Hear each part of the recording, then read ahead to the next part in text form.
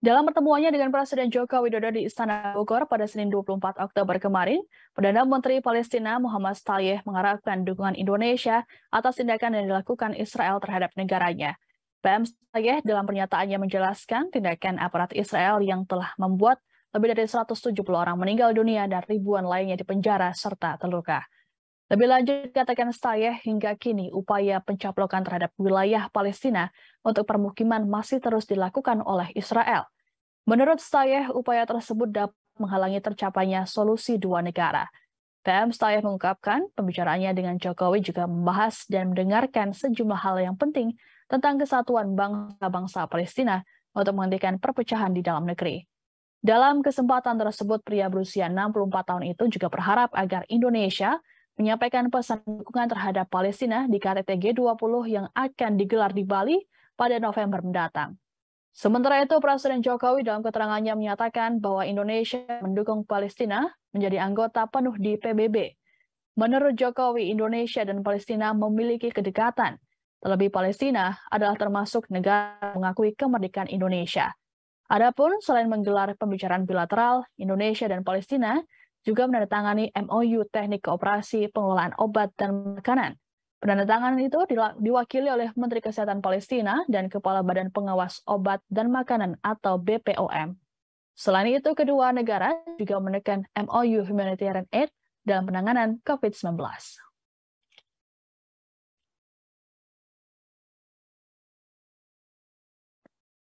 Yang Mulia Perdana Menteri Shtayyeh, ahlan wa sahlan, selamat datang di Jakarta, selamat datang di Indonesia.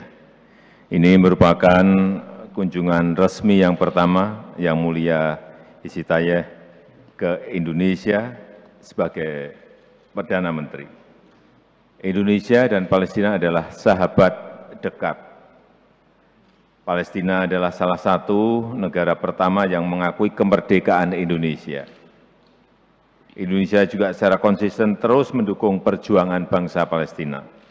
Dalam pertemuan tadi ada beberapa hal yang kita bahas. Yang pertama, kesatuan dan perjuangan bangsa Palestina. Dunia saat ini sedang menghadapi tantangan yang luar biasa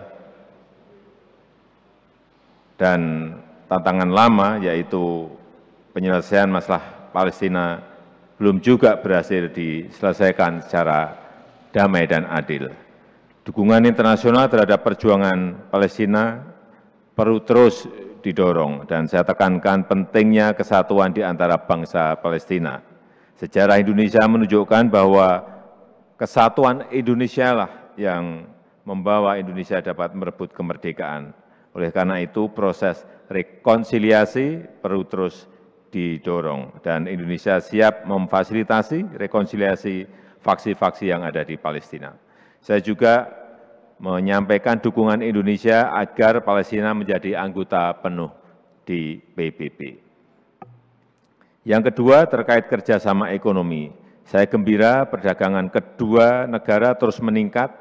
Pada Januari sampai Juli tahun 2022 naik 21,28% dibanding tahun lalu.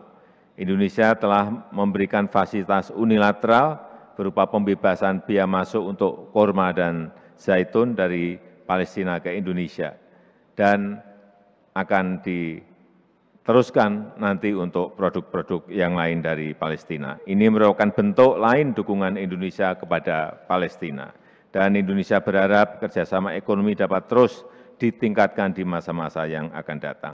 Terima kasih sudah nonton. Jangan lupa like, subscribe, dan share ya.